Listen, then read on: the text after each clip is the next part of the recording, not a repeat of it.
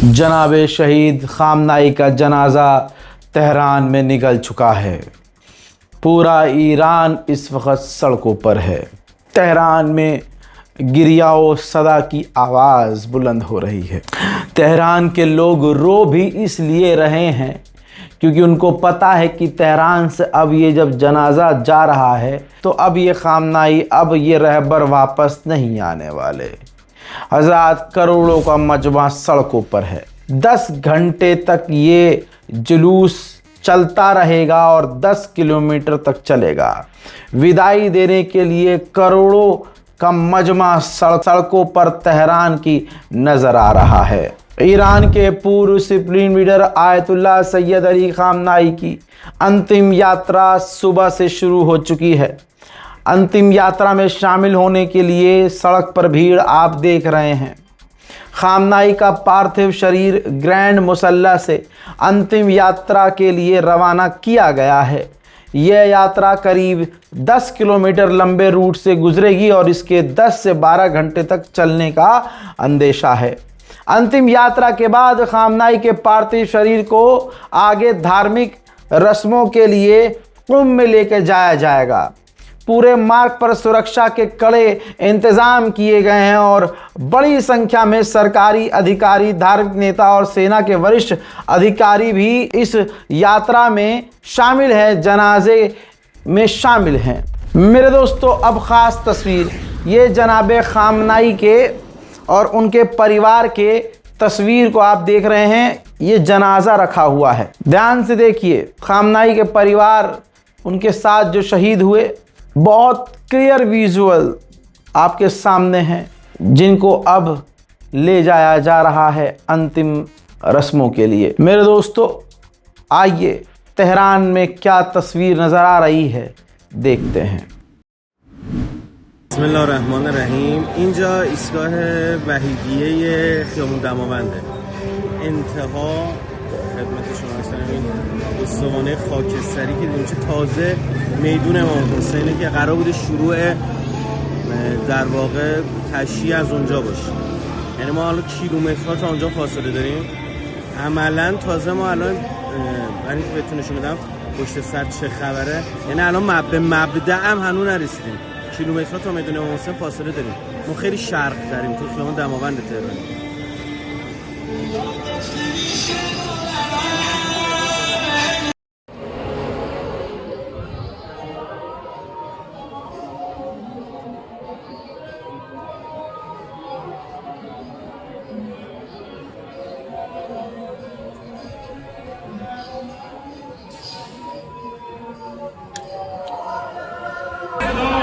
الله اکبر.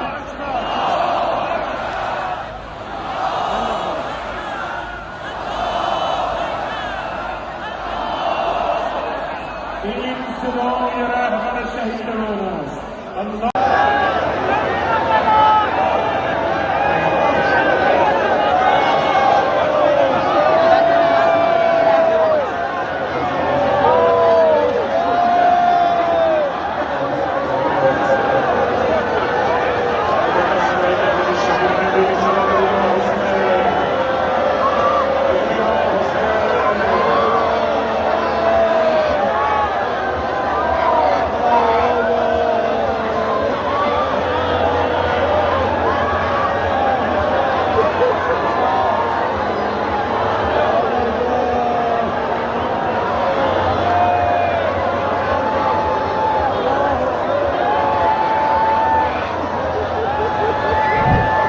मेरे दोस्तों, मांग ये है जो पिछले 3 दिन से मैं मेन फोकस कर रहा हूँ। इन तस्वीरों में ईरानियों की मांग देखिए। ईरान के लोगों ने लाल झंडे यानी गुस्सा और बदले का झंडा हाथों में लिया हुआ है। वहीं मेरे दोस्तों, बैनर पर लिखा हुआ है वी विल किल ट्रम्प, यानी ट्रम्प को हम मार देंगे।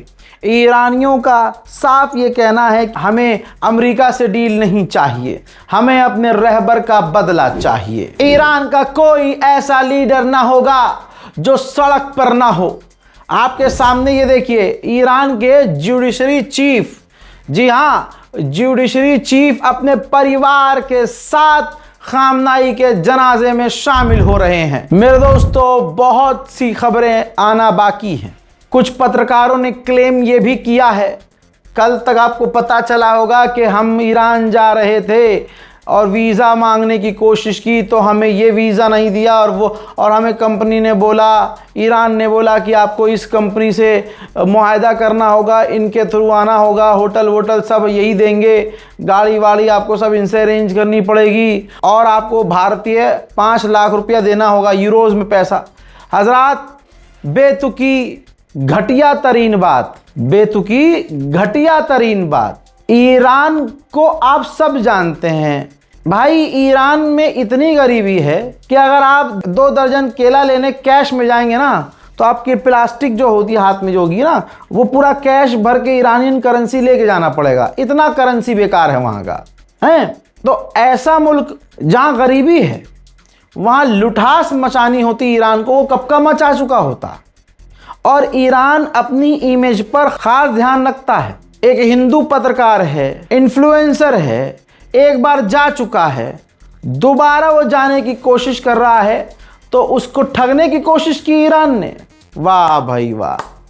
सच्चाई ये है कि ईरान से महान एयरलाइंस भर भर कर गई है भारत से, दिल्ली से, और वहाँ आम लोग जिनका थोड़ा बहुत लिंक था एम्बेसी में, उन्होंने एप्लीकेशन ली और आराम से उन्हें जाने दिया गया। डेलीगेशन भी गई, जो सोशल मीडिया इन्फ्लुएंसर हैं, छोटे मोटे इन्फ्लुएंसर हैं, जिन्होंने सोच लगाया, कोशिश की, तो उनको भी ईरान ने अलाउ किया, वो गए हैं, कर रहे हैं रिपोर्टिंग।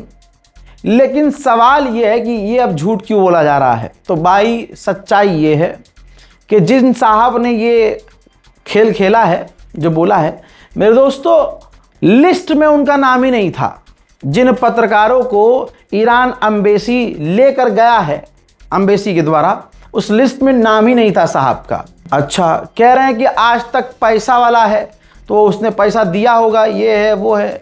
भाई, ईरान अपनी इमेज कभी ख़राब नहीं करेगा। आप नहीं जा पाए या नहीं गए, वजह पर्सनल आपकी जो भी हो, लेकिन ये बिल्कुल बेतुकी। ईरान इराक मेहमान नवाजी में, सऊदी अरब भी हो, ईरान भी हो, इराक भी हो, भाई मेहमान नवाजी में कमी नहीं छोड़ते। ये बस क्योंकि हिंदू हैं, पत्रकारिता करके सच्ची खबर दे रहे हैं, तो मुसलमानों में इनकी इज्जत है, मुसलमानों के लिए बोल देते हैं, तो भाई अच्छे खासे व्यूज़ मिलते हैं। लेकिन ये कितने दुख की बात है कि आप कुछ भी बोल रहे हो। लोग सवाल कर रहे हैं, भाई आप वहाँ नहीं गए ईरान, पिछली बार तो गए थे, तो भाई आप अब इसमें बेइज्जती क्या समझ रहे हो? क्या तो भाई नहीं गए, हम यहाँ से कर रहे हैं काम। ईरान के शहीद खामनाई की शहादत की खबर सारी दुनिया जान चुकी है कि हिंदुस्तान में, पाकिस्तान तक, बांग्लादेश तक, अगर किसी इंसान ने IRGC से पहले ये बता दिया था आपको, ईरान के ऑफिशियल स्टेटमेंट से पहले अगर किसी ने बताया था, पत्रकार ने, कि ईरान में शहादत हो चुकी है खामनाई की, तो वो एक चैनल था, रज़ाग्राफी। और आपको ये वीडियो याद है मेरा, जब मैं दिल्ली पहुंचा था और ईरान एम्बेसी में गया था, जब लोग नहीं पहुंच रहे थे और मैंने अपील की थी, वहाँ मेरी अपील पर बहुत सारे लोग आए थे, प्यार करने वाले हमसे, और हमने वहाँ जाके उस किताब में अपना दुख लिखा, व्यक्त किया और कॉन्डोलेंस पेश की। एम्बेसडर डायरेक्ट मुझसे मिले, जब उन्होंने देखा कि हाँ कोई आया है और उसके साथ अच्छा खासा मजमा है, तो उन्होंने मुझे तभी कह दिया था, हजरत ने मुझे तभी कह दिया था कि हम एक प्रोग्राम करेंगे और आपको ईरान आना होगा। बताया कुछ नहीं था उन्होंने कि खामनाई के जनाजे के प्रोग्राम को कवर करने के लिए हम आपको लेके जाएंगे। इसके बाद अब जब लिस्ट जारी हुई ईरान एम्बेसी से, तो गवाह है, नाम नहीं ले सकता, एम्बेसी में काम करने वाले ऑफिशियल्स ने लगातार मुझसे बात की, लगातार, कि भाई आप आइए, अपना डेटा भेज दीजिए, ये डॉक्यूमेंट भेज दीजिए, आपका लिस्ट में नाम है। और सबको पता है कि लिस्ट में मेरा किस नंबर पे नाम था। फिर उसके बाद हमारे भाई फरहान यैया, उनका भी लिस्ट में नाम था। लेकिन हम जब पूरी प्लानिंग कर चुके कि भाई हाँ जाएंगे, ऐसा करेंगे, वैसा करेंगे, तो मेरे दिमाग में कई तरह के सवाल चल रहे थे। पहला सवाल कि अगर मैं वहाँ गया तो क्या मैं इतनी खबरें दे पाऊँगा जितनी खबरें मैं यहाँ स्टूडियो से दे रहा हूँ? हिंदुस्तान में बहुत चीज़ें हो रही हैं, कहीं ऐसा ना हो कि मैं वहाँ पहुँचूँ, रील बनाना आसान है, यूट्यूब पर लंबे लंबे अपडेट देना मुश्किल, मैं वहाँ पहुँचूँ, ऐसा ना हो फरहान भाई कि हम वहाँ जाके अटक ही जाएं, हम काम ही ना कर सकें। दूसरी बात ये थी कि ईरान तुरंत इंटरनेट शट डाउन कर देता है, तुरंत ब्लॉक कर देता है ईरान, ये भी जान लो भाई। और ये फैक्ट है, जो जानते हैं उनको अच्छे से मालूम है कि मैं गलत नहीं बोल रहा हूँ। ईरान में जगह जगह जैमर लगे हुए हैं और सिक्योरिटी बहुत टाइट है। और ये बात पहले ही मैंने और फरहान भाई ने भाप ली थी कि भैया सिक्योरिटी टाइट होगी, ज़रा सा कुछ होगा इंटरनेट पूरी तरह शट डाउन होगा, हम काम नहीं कर पाएंगे।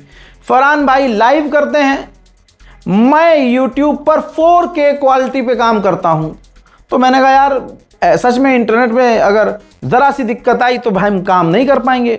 तो फैसला ये किया फरहान भाई और मैंने कि भाई हम अपने अपने स्टूडियो से यहीं हिंदुस्तान में रहकर काम कर लेंगे और उससे ज़्यादा अपडेट देंगे जो वहाँ अपडेट दे रहे हैं हम यहाँ से। आप भाई 41 दिन बिना सोए 24-24 घंटे अपडेट देने वाला बंदा हिंदुस्तान में रहकर ईरान की तमाम जंग को कवर कर सकता है। यहाँ तक कि ईरान से वो जो ईरान में रहकर जो मौलाना साहब पत्रकारिता करते हैं और कुछ हैं, अब नए नए इन्फ्लुएंसर वहाँ हैं भाई, वो ईरान में रहकर ये क्लेम नहीं कर पाए, ये बता नहीं पाए, खबर ब्रेक नहीं कर पाए कि खामनाई साहब की शहादत हो गई है।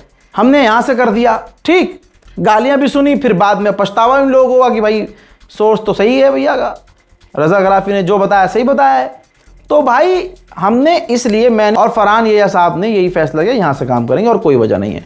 ऐसे ही जो साहब ये क्लेम कर रहे हैं कि 5 लाख रुपए मांगे गए, तो भाई वो सीधा सीधा बोल सकते थे कि ये वजह है भाई, हम इसलिए नहीं गए। समझ रहे हो आप, ईरान पर इल्ज़ाम लगा दिया, ईरान के सिस्टम पर इल्ज़ाम लगा दिया। दुख की बात यह है कि एक तो ईरान के सिस्टम पर उन्होंने सवाल कर दिया और उनके लिए ईरान में बैठे हमारे भाई जो है मौलाना जो है उनके लिए काम कर रहे हैं। समझ रहे हो आप, उनके लिए काम कर रहे हैं। जी हाँ, मौलाना ज़मीर अब्बास जाफरी साहब को शायद ये बताया नहीं किसी ने कि भैया ये तो ईरान पर लाछन लगा के बैठा है, आप उनके लिए लाइव अपडेट दे रहे हैं। भैया लाइव अपडेट आप किसी को दे रहे हैं, देखो तो सही कि उन्होंने किया क्या है। अभी यहाँ लाखों में वीडियोस पे व्यूज हैं उनके कि भाई जिस वीडियो में ये कह रहे हैं कि ईरान ने हमसे पैसा मांगा, किसी कंपनी को जो है बोला गया कि इस कंपनी के थ्रू आना है। अरे, और मौलाना ज़मीर अब्बास जाफरी साहब वो वहाँ से उसके लिए कवर कर रहे हैं, उसके लिए कवर कर रहे हैं।